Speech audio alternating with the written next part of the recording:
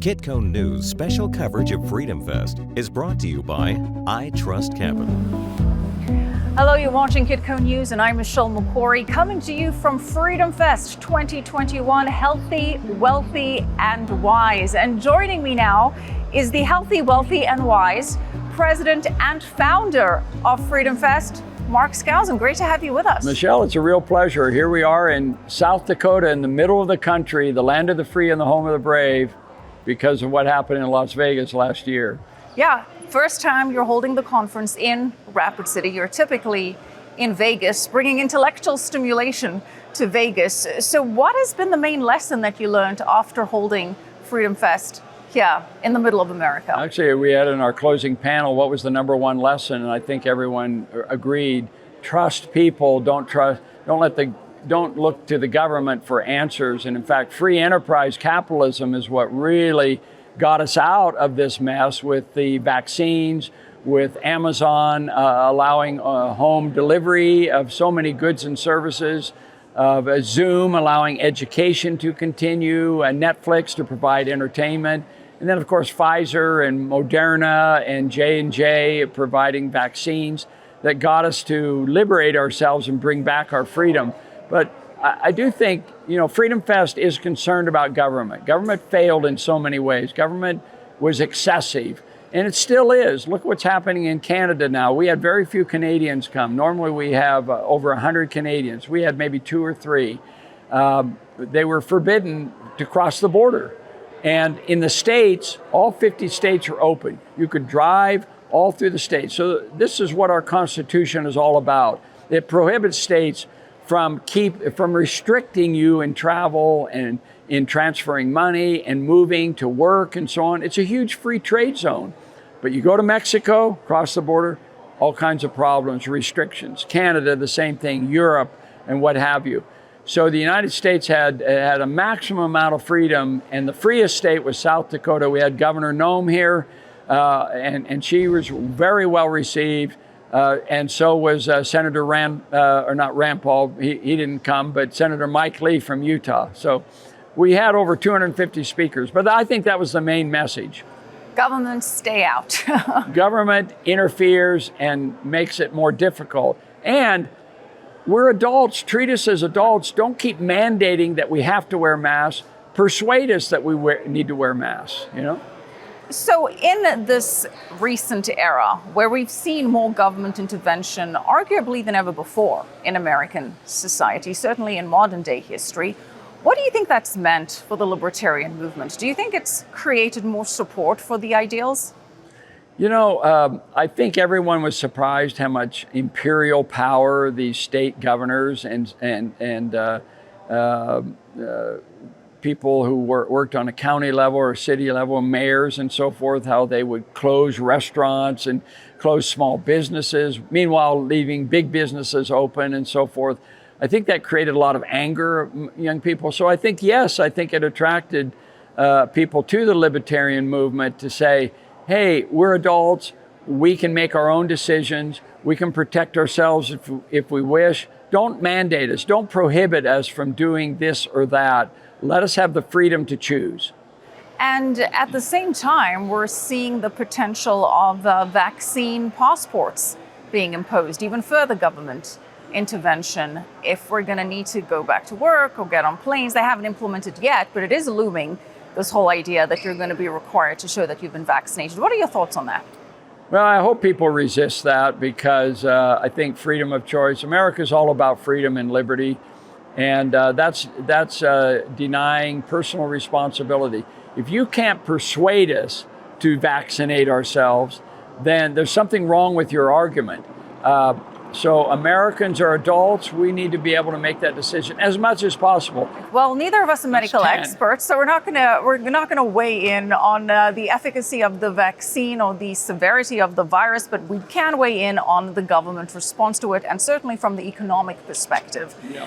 And not only are you the producer and founder and president of Freedom Fest, of course, you're a renowned economist. You've published over 25 books, an award-winning, internationally acclaimed economist, and also a professor and a presidential fellow at Chapman University. Right. So let's focus on the economy and the government's response to COVID, because of course that is stoking concerns that this unprecedented level of fiscal and monetary stimulus is going to be very problematic as far as inflation is concerned as a starting point, and of course then debasement of the dollar. What's your thoughts on where we're headed with regards to inflation?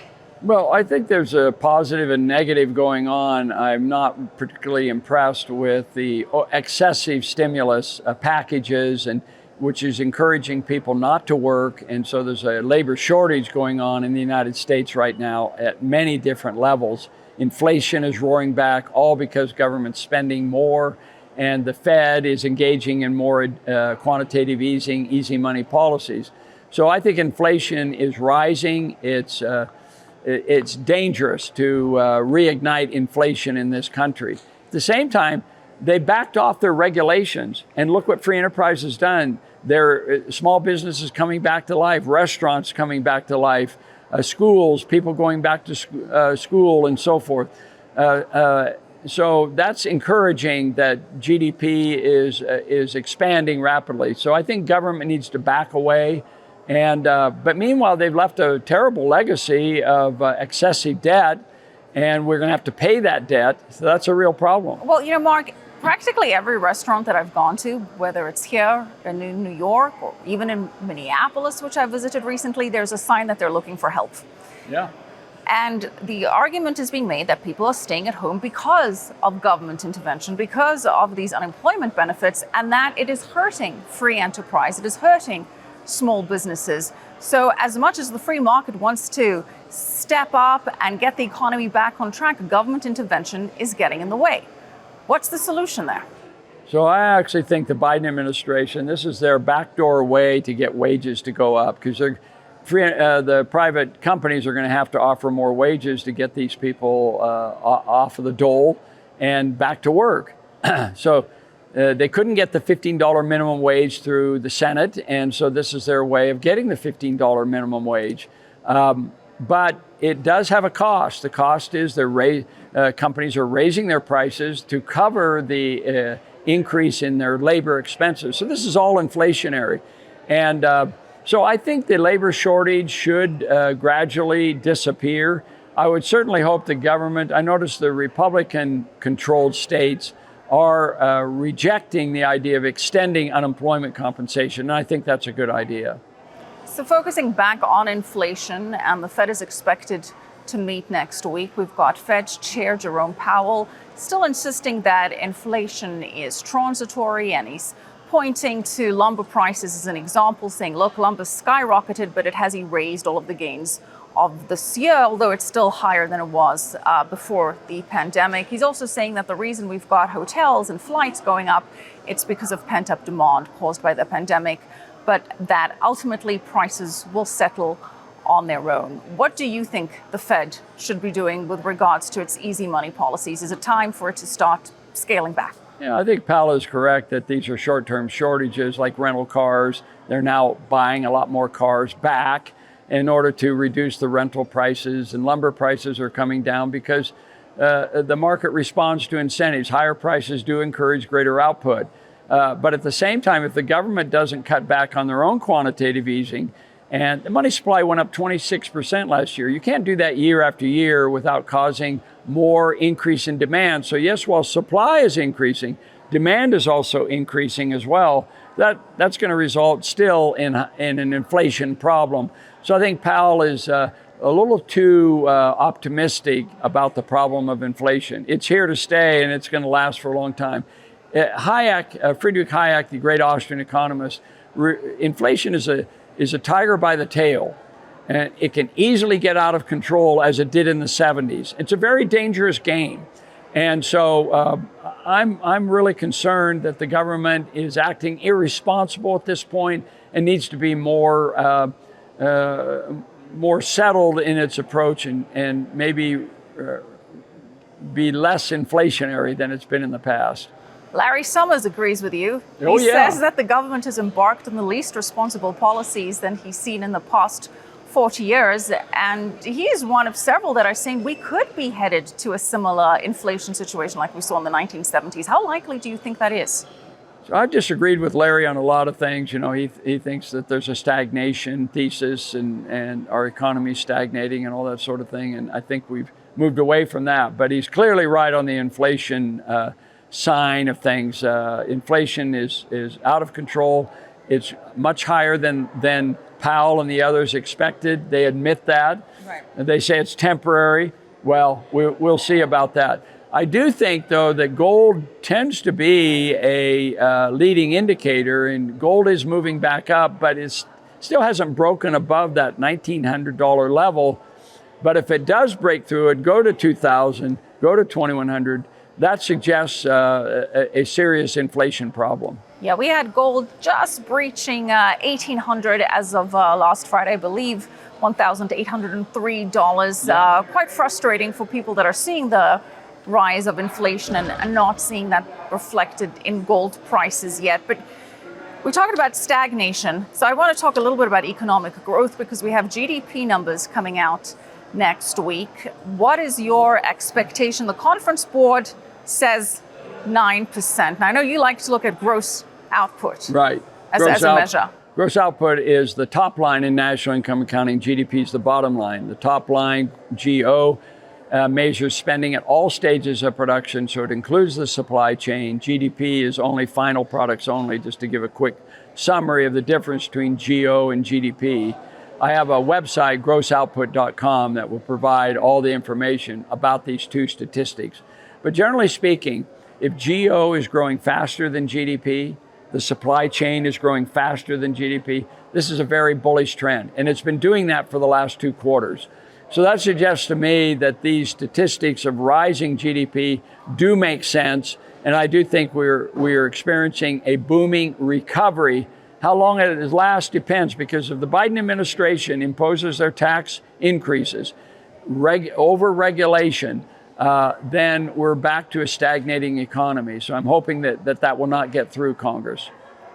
What about the Delta variant? Should that be factored into future GDP forecasts? Are you concerned that that'll be a factor with more regulation or potentially used as a premise for more restrictions, more shutdowns in the US? And if not in the US, elsewhere in the world, which of course would impact US companies that are multinational organizations. What are your thoughts on the Delta variant as a prospective harbinger of economic stalling? You know, the cat's out of the bag with this virus. It seems like it's never ending, and the variants coming out and so on. It reminds me of the old Pennzoil commercial. This was before your time. But the Pennzoil commercial said, pay me now or pay me later.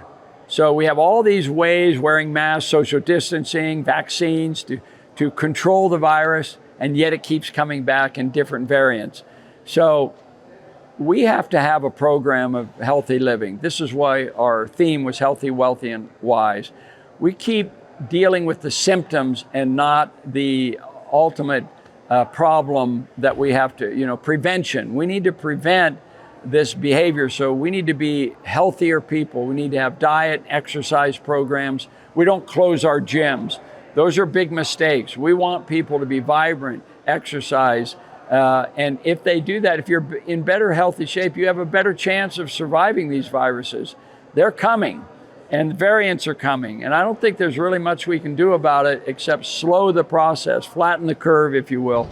But you don't eliminate the problem unless you live a more healthy life.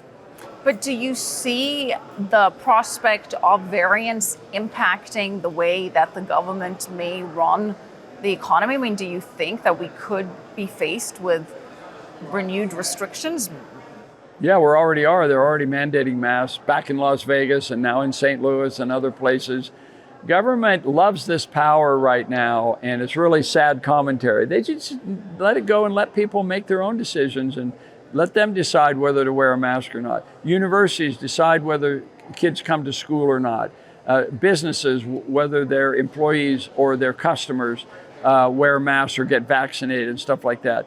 One size fits all, which is what the Biden administration is doing, is typical socialistic thinking.